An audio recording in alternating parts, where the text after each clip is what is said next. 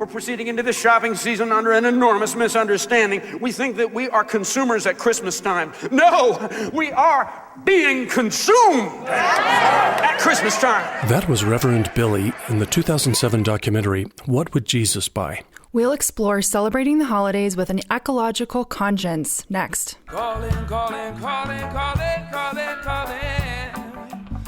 the GrowthBusters. Whoa. Welcome to the GrowthBusters podcast, where we hold your hand as you come to terms with limits to growth. We've outgrown the planet. We've hit the limits and gone beyond. That rubber band is going to snap back, and we'd best figure out how to shrink the scale of the human enterprise before Mother Nature does it for us. I'm Dave Gardner, director of the documentary GrowthBusters, Hooked on Growth, and chief scientist here at the Institute for Advanced Growth Addiction Studies. And I'm Stephanie Gardner, GrowthBusters board member and clean energy nerd. You'll find us at growthbusters.org or search for GrowthBusters on Facebook, Twitter, and of course your podcast app for the latest growth-busting news. We'll be talking about greening up the holidays in this episode with Kelly Dennings, population and sustainability campaigner with the Center for Biological Diversity. First, we just celebrated a major milestone. Dad, your film just celebrated its 10th anniversary. Yeah, can you believe it? In some ways, it seems like it's been 20 years because, just because the battle for the soul of our world, the culture of enough, it just is, it's such hard work. It feels like it's been a long time. But we did. November 3rd of 2021 was the 10-year anniversary of the world premiere of the film to a standing room only audience in Washington, D.C. And so, as most of our listeners probably know, and you know, Stephanie, I decided it was time to just make the film free. We'd been offering it free every year right after Thanksgiving on Black Friday as a means of trying to raise awareness that going to the mall and shopping, especially shopping for a bunch of things that people don't need, is not a particularly sustainable way to live. And I think the main thing about Black Friday was just all the media attention on how much money did we spend this year? Did we spend more money this year than last year? Which is growth. Absolutely. And you just wrapped up a crowdfunding campaign to help make the movie free. How did the campaign end up doing? Yeah, I was pretty surprised. It was a modest goal because I really didn't know what to expect. We set out to raise $10,000, and that's in some ways to replace the revenue that we won't be bringing in from now on for screening fees and DVD sales and digital rentals and downloads. But of course, that doesn't really make an endowment that will support growth busting for the years to come. We have a lot of work yet to do, but it's a little bit. It's nice to have a little bit of money in the bank to help stoke the fires of growth busting. And I was surprised we got almost halfway there within a matter of the first week. And so sure enough, we made our $10,000 goal a couple of days before the deadline at midnight on October 31st. So I kind of extended the goal to $12,000 and said, let's see if we can make it to $12K by the end of the campaign. And we didn't quite make it. We ended up at I think we're at $11,445, something like that right now. Still pretty close to the stretch goal. Yeah, not bad. And we've left the campaign on, so I'll put a link in the show notes so people can continue to contribute to that, even though the film is now free.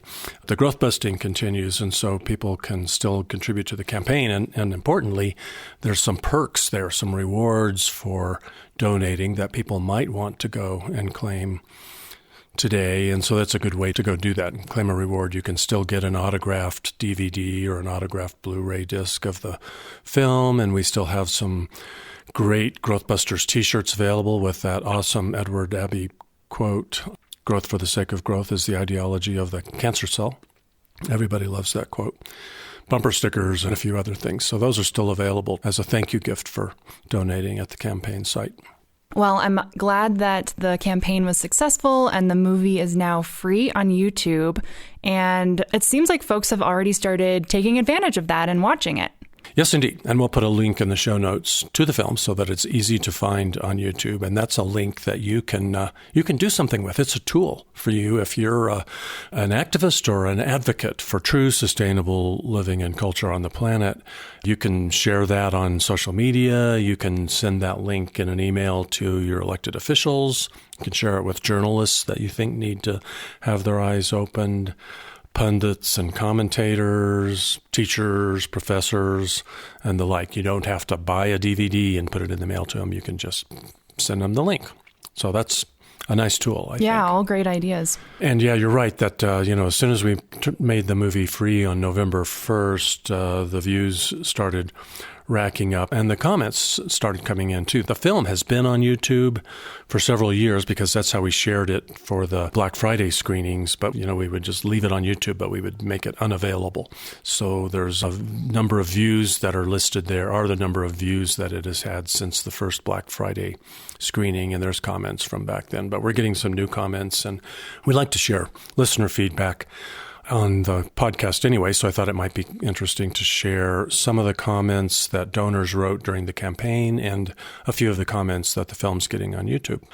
So let's see, during the campaign, Georgia made a contribution. Thank you, Georgia. And she wrote, "I am very happy about getting you to the 10K finish line and so appreciate everything you have done and continue to do for our precious planet." That was very nice. Anonymous wrote, "Thanks for telling it like it is. That's worth $1 million." And then Graham made a substantial donation and wrote, "Thank you, Dave and the GrowthBusters team. Just as a brief segue, I think the original Earth Overshoot podcast produced by you, Dave, is an extraordinary mix of experts and information in one concise package." And what he's referring to is the Conversation Earth radio special and podcast titled "Welcome to Overshoot, Have a Nice Day," which we repurpose. We really republish that every year around Earth Overshoot Day as an episode of the GrowthBusters podcast. So you can just go back to episode 57 of the GrowthBusters podcast titled "Overshoot, World's Best Introduction." I'm humble, aren't I? But it is. It really is. I agree with Graham. It really is a pretty great, concise introduction to Overshoot and includes comments from some of the smartest people on the planet. Yeah, some really good brain power in that series for sure. Yep. So we'll put a link in the show notes to that too. Yeah, and then some of the comments on YouTube that we wanted to share, comments that have come in since the documentary became free. Monty wrote, "Really excited to be able to watch this. Thank you for making it free." Joshua commented, "Can't wait to watch again. Thank you for making it free." Wilbur wrote, "Congratulations on doing something great and then giving it back. You are an inspiration to all of us." And Lauren wrote, "Absolute truth. Such a shame that most people will consider it heresy. No, wait, most people won't even watch it." Well, hopefully people will watch the film, and now that it's free, they can share the link, send it to friends, family, post it on their social media, and help spread the word. Yeah, and just this morning I noticed a comment came in from Peter that said, "Up your nose with a rubber hose." Well, that sounds mature. No, I'm just kidding. But we probably won't. We will share some negative comments and respond to those going forward. So that's just one more way to hear your words on the GrowthBusters podcast. You can always send an email to podcast@growthbusters.org or comment on our Facebook page or comment on the free GrowthBusters movie on YouTube, and we may share your thoughts on the future episode. All right, let's talk about the main interview that we have today. It's the time of year we're all expected to go out and shop and be good consumers. We have a couple of holidays coming up where it's traditional to give gifts. Of course, we have Black Friday, Cyber Monday to spin up the engines of consumerism. So we have a special guest today to talk about that. Yeah, but really quickly first, I really do want to put some super emphasis on this fact that all eyes are on how much consumers spend on Black Friday and Cyber Monday. Did we beat last year's numbers? And so what I thought it would be fun to do would be to go back in history and play the first minute or so of the last trailer that I made for the annual free Black Friday screening of GrowthBusters, because it includes some pretty good examples of the media frenzy. So let's give that a listen. Tom, the South Park Mall says they've beefed up security in an effort to reduce the number of fatalities this year. Do not underestimate the battle that's about to take place outside those doors. They are calling it Black Friday. Is Black Friday a time to shop until you drop? Walmart is hoping that right after you stuff yourself with turkey, you'll quickly run over to its stores to stuff your shopping cart with holiday goods. Stores are packed right now, in fact, with folks who have high hopes of saving some big bucks. Americans expected to spend some $586 billion. Gunfire reportedly erupted at a Fayetteville, North Carolina mall. Police say a man tried to punch his way to the front of the line. One woman used pepper spray. They're coming. And they're after your soul. It's a zombie shapocalypse. There's only one escape. Lock your doors. Stay inside. And watch the free worldwide screening of GrowthBusters, Hooked on Growth. I want to mention that also in that trailer you heard some scenes from South Park, an awesome cartoon that sends up some of the most crazy things we do, including the absolute insanity around Black Friday. So kudos and credits to the South Park team for putting that episode together. Why am I concerned, Stephanie, about this consumer frenzy on Black Friday and Cyber Monday? Well, it's because we're in overshoot. You know, we're practically living as though there are two planets available to us, and there aren't. We've got to get back from two-planet living to one-planet living, and that really requires some outside-the-box thinking about how we celebrate the holidays. Yeah, absolutely. At the top of this episode, we played a clip from the documentary, What Would Jesus Buy? It's a 2007 film produced by Morgan Spurlock that follows the activist Reverend Billy Talon and his Stop Shopping Gospel Choir as they tour around and spread the word that consumerism is not a great philosophy to follow on a full planet. And really, they ask us to think about the true meaning behind the holidays. We'll link to that film in the show notes, and it's definitely worth a listen. It's a great film. In fact, you've probably noticed I've got that film's poster on the wall in my office because I just love that documentary. Yep, it's really worth a watch. So to help us dive into this topic of the holidays and how to get back to that one planet living, we've invited Kelly Dennings to join us and share some of the resources that she and the Center for Biological Diversity have put together to help us avoid what Reverend Billy has termed the shapocalypse. Kelly is the Population and Sustainability Campaigner at the Center for Biological Diversity, and she helps lead their work to highlight and address the connection between exponential population growth and threats to endangered species and wild places. She has a background in waste reduction and forest conservation. She holds a bachelor's degree in natural resources from North Carolina State and a master's degree in public health from the University of South Florida. Kelly has been working on some research and resources to help us have a truly greener holiday season. Welcome, Kelly. Thanks for having me. I've already told everybody what a fan I am of the Center for Biological Diversity, but maybe we should give you a chance. Is there anything special about the center that you want to share with us before we plunge into the topic of the day? No, we're just really excited to be talking about consumption and its impact on our environment, which of course hugely impacts wildlife and their habitat. So happy to be here. Well, great. To introduce the subject today, I want to play a news clip. This is a news story that aired on ABC in late September, and I've just taken the beginning and the end of it because I think it's kind of relevant. So let's listen to that. This morning, with an onslaught of manufacturing and cargo disruptions threatening shipping delays and epic shortages for in-demand products, retail experts urging consumers to start their holiday shopping now. We're witnessing a pandemic-induced buying surge by the American consumer, the likes of which we've never seen. A spiraling global crisis began with COVID-19 shutdowns in Asia, which drove shipping and production delays. That created shortages in shipping containers and was compounded by limited warehouse space, trucking issues, and especially labor shortages. Now, it's going to take time to untangle this global mess, probably in the order of months, but it's not all bad. Officials at the port here say they are extending hours, they're working weekends, and a lot of this is being driven by massive American consumer demand, which is good. The experts say if you are hoping to get what you're looking for this holiday season, you might think about starting shopping for it now. Well, it's really fresh in our minds. Massive consumer demand. Did you guys know that's good? It is for certain people, I guess, in certain places, but harms other people in other places. Yep, I wonder how much we should be rooting for that. But speaking of that, let me play one more thing. Shortly after that was, dominating the news cycle. Stephen Colbert on The Late Show with Stephen Colbert had something interesting to say about the same subject.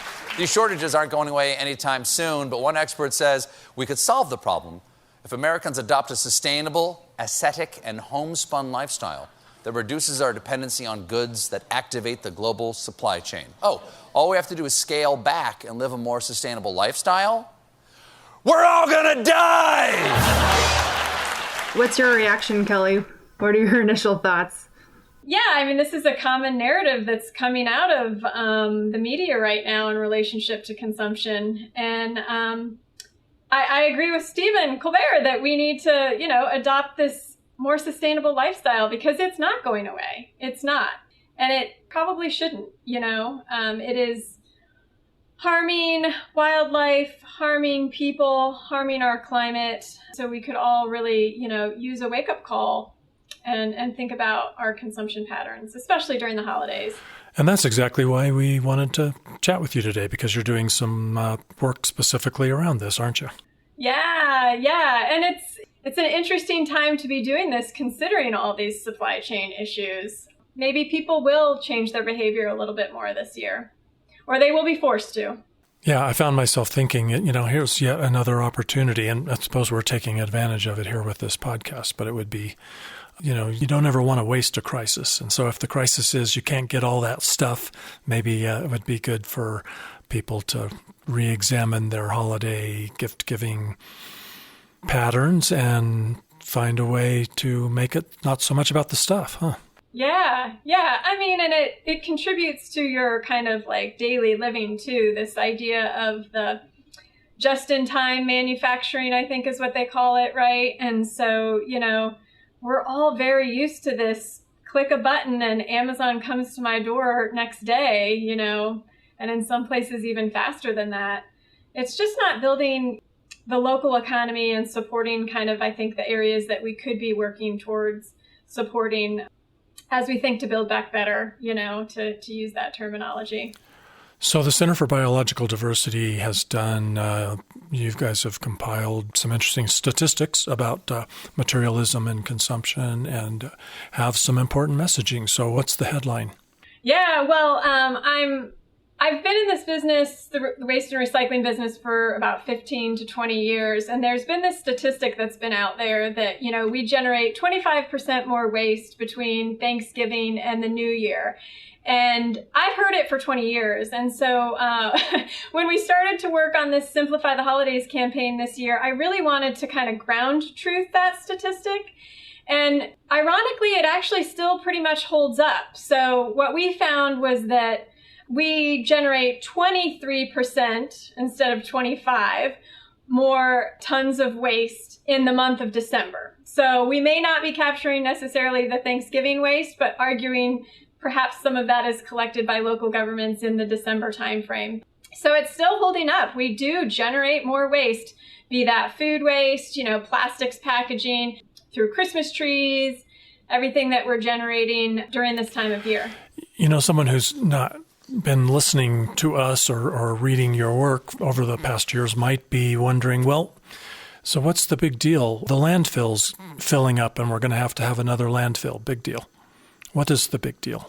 Yeah, well, a lot of where this goes, whether that be landfilling, incineration, or a lot of times even recycling, impacts communities that are disproportionately affected by our waste. And so it's important that we try to decrease not just the amount of waste disposed of, but the amount of waste generated, because it doesn't go away, right? And so there is no good place for it anymore. And, we just need to be working on decreasing consumption writ large. And that's kind of why I have enjoyed working at the center. When I was in recycling for so long, much of what they talk about is just recycling, and we very rarely talk about moving up the waste hierarchy. But honestly, when we think about building back better and this issue of the global supply chain, we need to be focused on the reuse economy and refilling and building kind of these circular models, or the donut economy, where we bring back the service industry to waste, and it's less about recycling it and more about reusing it, which would create jobs and support the economy too. So yeah, it's all connected. Well, interestingly, I know Colbert was making a joke about, Americans are never going to get off the consumerism treadmill, but some interesting statistics that you have shared on your website at the center is that according to a national survey, more than 3 in 4 Americans wish that holidays were less materialistic. Nearly 9 in 10 believe holidays should be more about family and caring for others, not giving and receiving gifts. So there must be some sort of appetite, but maybe people just don't know how to reframe their holidays. And you guys have put out such a great guide to help people with creative ideas. No, it is not as easy as one may think than just going to Amazon and grabbing a gift or running to Walmart and getting something off the shelf. But they are thought of as so much more thoughtful. And they're, people are reminded of gifts that actually, are not just pulled from a big box store. And so, I think people do crave this. And I think we saw it during COVID, right? People really were like, oh, this is what matters. I haven't seen my family in, 12 months. And so I think we do have this opportunity to kind of look at our traditions and look at what's important to us, and hopefully find some things that work for our families, because it's not easy. If you're a large gift-giving family, this can be a big request. Yeah, so can you give us a few hints about what are good alternative ways to really celebrate the holidays and tell people you love them? Yeah. So one of the things that I really love is experiential gifts, which again, were a little bit more difficult last year, but I actually did a master's thesis on this. And so, it has been shown that spending time with friends and family and spending time outdoors are good for your happiness and well-being. And so, these are things that we can give as gifts, right? And so there are a lot of barriers to this, though. It's difficult to give experiential gifts if you don't live in the same town and things like that. But anyway, they're one of my favorite alternative gifts. The other things would be like we can buy through secondhand or thrift is one idea. We also have like homemade gifts. There's the gift of time or skill, right? So maybe you can babysit, or you could walk a dog, or you could help a young person write their resume. Mm-hmm. And then the last one would kind of be charitable gifts. So often we do this near the end of year, kind of around tax season, but it can be a great opportunity to share funding with a nonprofit that is in need during the holidays, that's important to your loved one or your family or your friends. And that's a really good gift also. So those are some alternative gift ideas.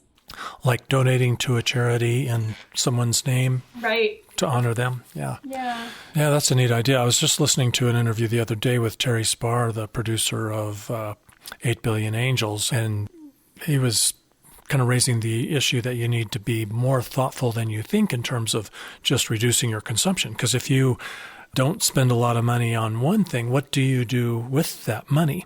Because a lot of people might be likely to put that money into something else that has just as big a footprint as what they are depriving.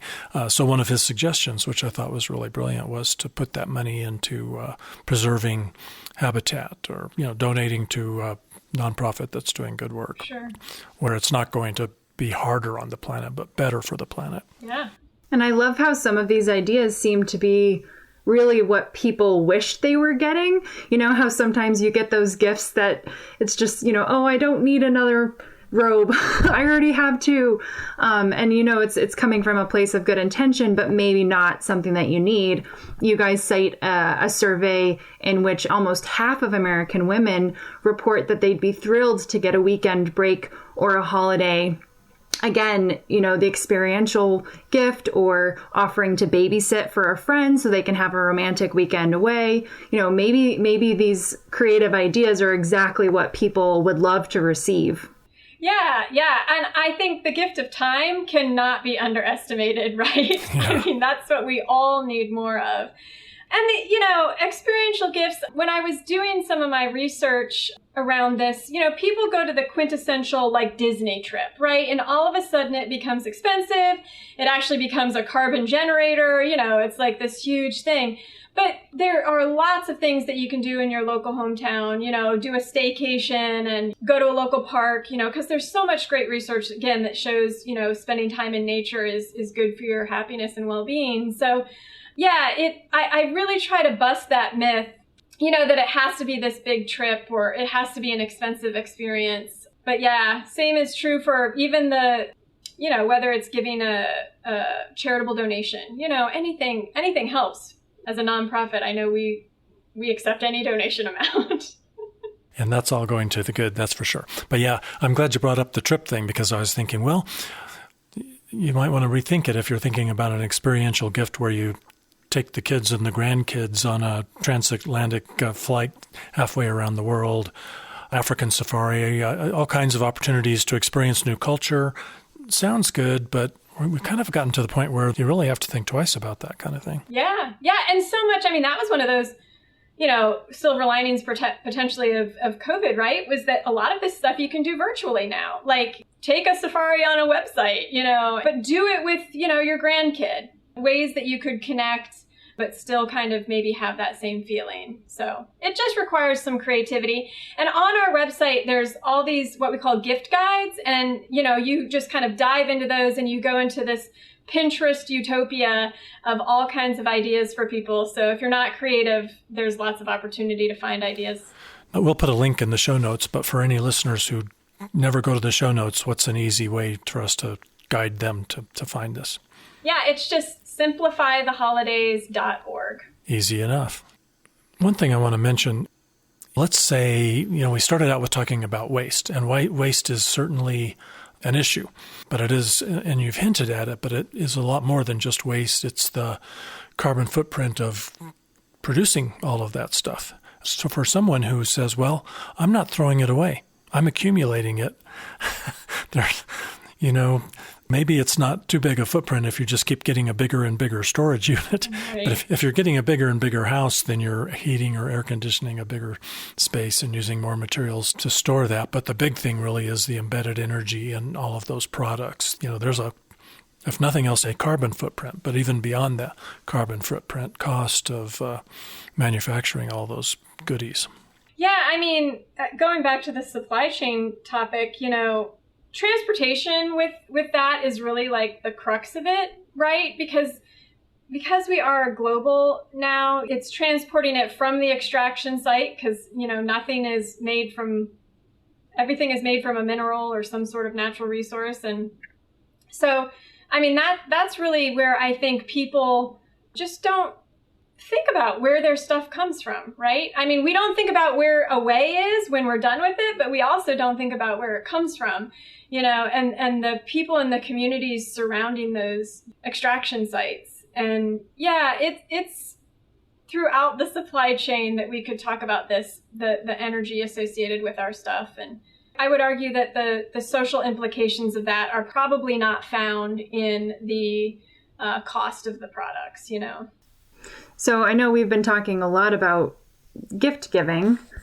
What advice would you give us around decorating? Because I know that's another big area where people are going out and buying new ornaments and lights and Christmas trees. If we want to try and have a more sustainable holiday season and with a lower impact, where are those areas where we could make some tweaks to have a less of an impact? Sure.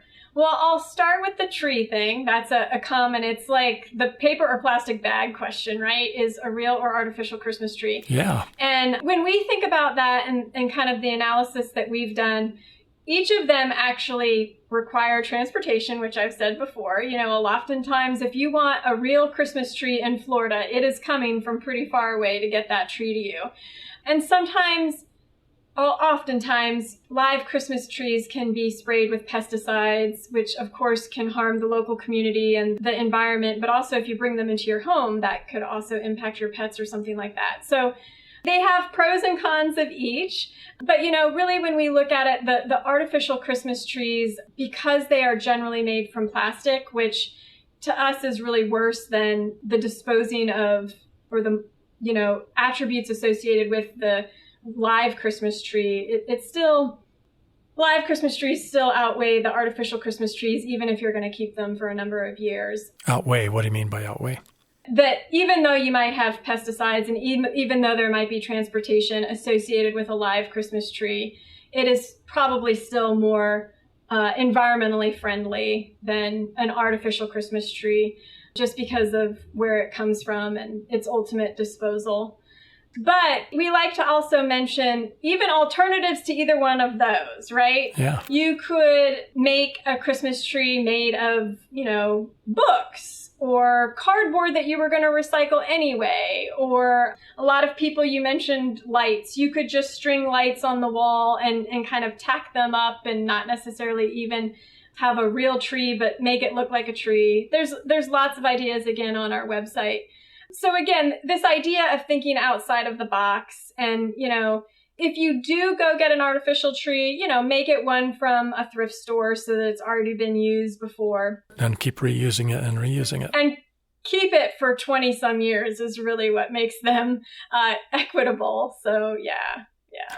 But you, on your website, you brought up an alternative that I hadn't really thought about, which is to have a live tree that you can actually plant when you're finished with the holiday. I hadn't thought of that. Yeah, that's a great idea also. Yep.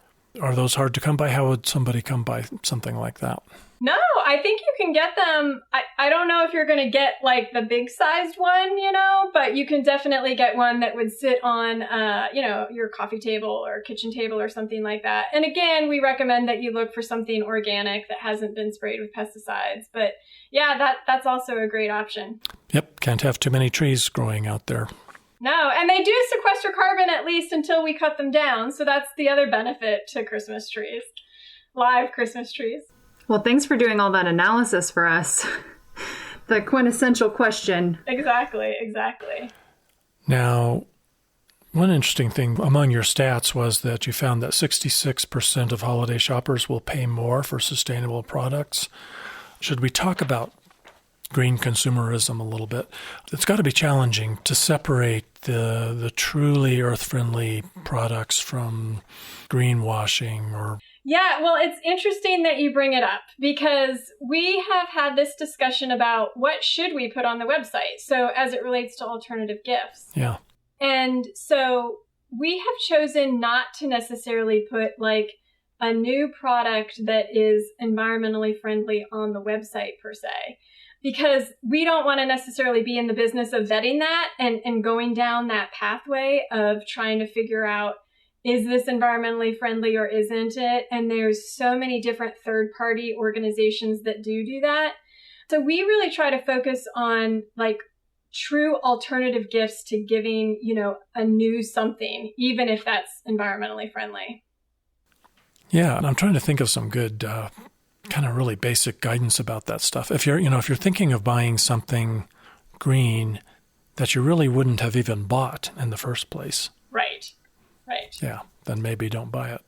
Well, I know the center is soliciting feedback and creative ideas from folks. What do you plan on doing with those things that people write into you? Yeah, well, we are trying to make this seem commonplace and normal that everyone is doing. So we are gathering stories of people that have shared alternative gifts or, have alternative family traditions to the traditional, gift giving.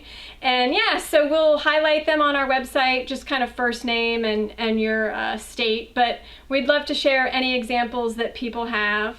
It's been great to kind of hear the stories, and I think people are hungry for others that are trying to do this. And so one of the things that you'll find on our website is just some language that you can use with your family when you're trying to start this, because I personally came from a retail family. So my mom and dad met at Macy's in New York.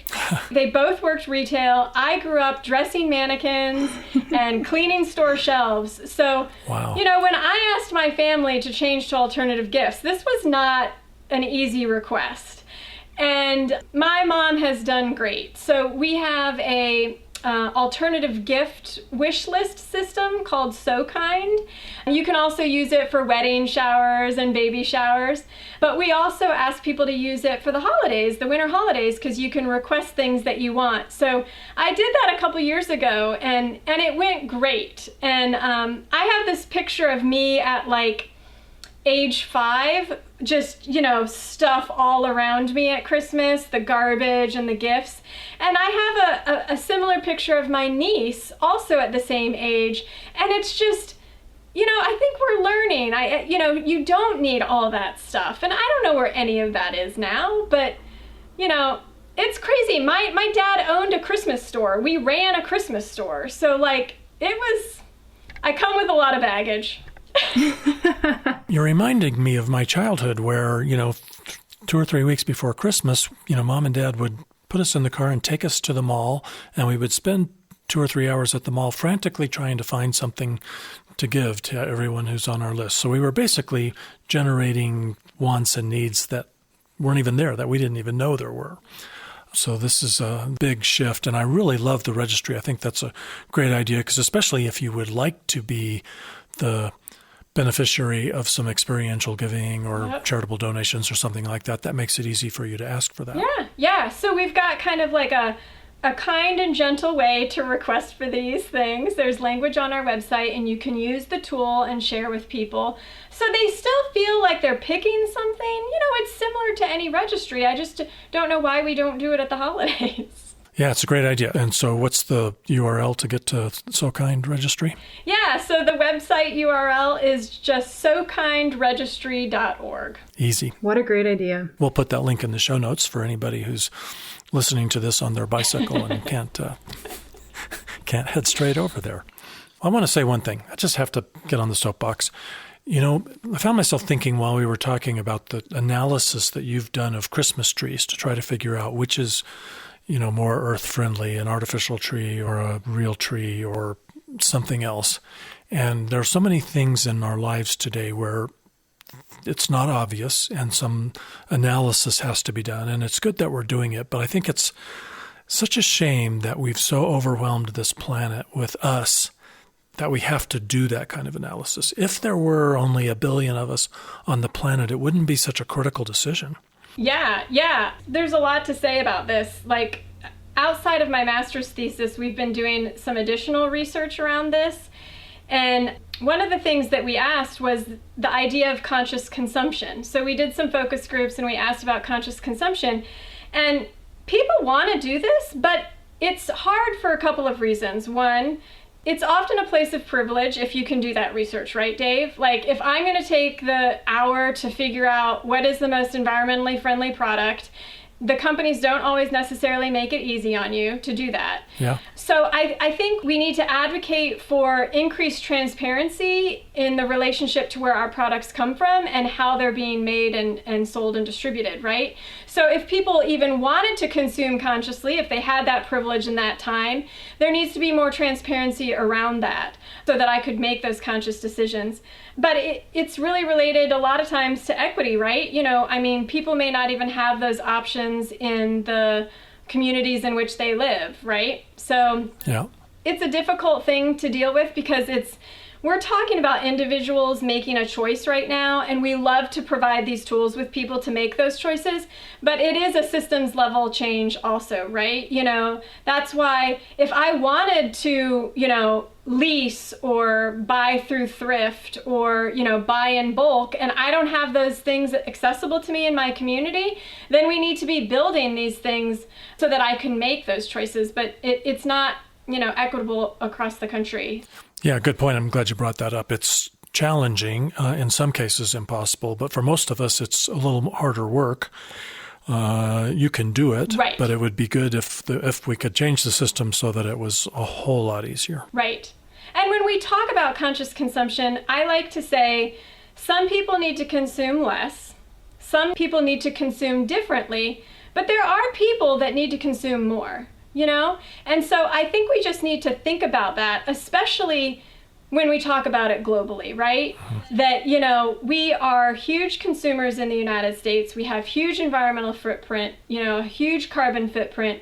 And so I'm working with a group of, a team of international people trying to think about what extended producer responsibility should look like as we go forward. So I'm not sure how many people are familiar with extended producer responsibility, but it is asking the companies and the manufacturers that put products out to essentially pay for the end of life of that product, right?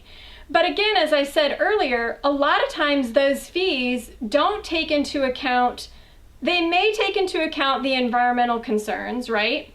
But they're not taking into account the social concerns. And so, you know, talking to a woman in India that's part of this group, we were from, you know, the European and the US mantra was like, oh, well, we need to talk about consuming less. We need to talk about waste prevention and, you know, this idea of just generating less. And she's like, but, you know, we have people in, you know, huge amounts of poverty that, you know, struggle to even, you know, feed themselves. And so I think we need to, you know, think about this holistically and definitely take more ownership in the global north for, you know, our reproductive rights along with how we consume so that, you know, population and consumption work together in getting us to a sustainable world. Hear, hear. Kelly, I love that you're bringing up the concept of equity. That's really important to me. And I think globally there are some great organizations where you can help support entrepreneurs in other countries, you know, helping to buy them farm animals and that kind of thing. And then I know also right here in the US, there are always organizations that are around the holidays. You can adopt a family in need and you could shop for that family. I know my family's done that in the past. And oftentimes they're just asking for really basic things like bath towels, toiletries, socks, yep. Really modest. And sometimes it's easy to forget that a lot of people just don't even have the privilege or the luxury of some of those really basic things. And, you know, I'm fortunate enough that I don't really need anything new. So maybe it's an opportunity to share that with someone somewhere around the globe or someone in my local community that is in need. Yeah, thank you. It is so important because when we talk about simplifying the holidays, we're talking about it for those that, you know, have the ability and the opportunity to do that. But we know that that is not true for everybody. And the Center for Biological Diversity is interested in all of this. How does this impact biological diversity? Yeah, I mean, so it's all about wildlife habitat, right? And so, you know, we talked about resource extraction. We can talk about deforestation, the pollution that comes with this, the climate change and the GHG emissions from creating all this stuff, which ultimately impacts wildlife, which is what we care about. So, you know, the center is a team of scientists, lawyers, campaigners like myself, and communication specialists that work across all kinds of different disciplines, but the ultimate goal is protecting wildlife and the habitat they need to thrive. And this is just one way of doing it for us. Very well said. Yeah, filling a great need. I think a lot of folks out there are eager to get access to some of these creative ideas and change up how they approach the holidays, you know, supply chain induced or otherwise. Exactly. Now, Kelly, the last time you were a guest, were we doing our segment where we were talking about what we were doing personally to lighten the load on the planet? This is my first time, Dave.